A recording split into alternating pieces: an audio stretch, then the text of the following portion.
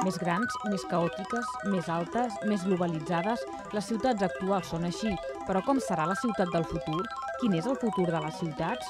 El BAC dedica la seva 8a edició a la ciutat, una reflexió sobre els paral·lelismes existents entre l'antiga Babilònia i les grans urbs contemporànies. Aquest any el tema és BAC Babilón, que ve a ser una mica parlar de les megàpolis, de les grans ciutats, tot el que implica les grans ciutats, les corporacions, el poder econòmic, la pobresa, la soledat, l'art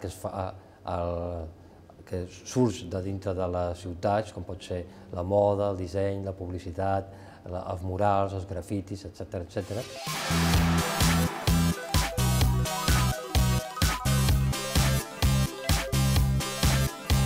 Mitjançant murals, fotografies, vídeos i instal·lacions, diversos artistes exposen les seves propostes transgressores sobre la seva visió de la ciutat actual.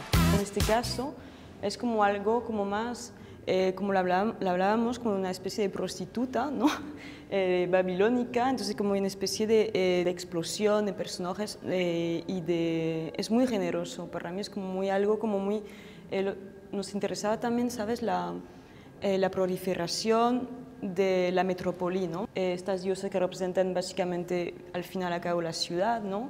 Y desde esta ciudad, pues todo lo que es un montón de personajes. Este mural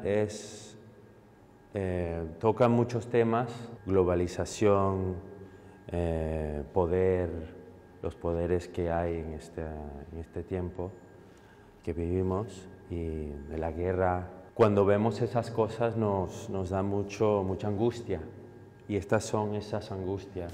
Però no es tracta només de veure la ciutat per fora, sinó també per dins. L'exposició mostra el present de les ciutats, tot i que tampoc falten les mirades a les ciutats del futur, un futur més aviat apocalíptic. Però el BAC no és només això, també és una manera de veure l'art emergent que es fa a tot el món, als ciutadans del carrer.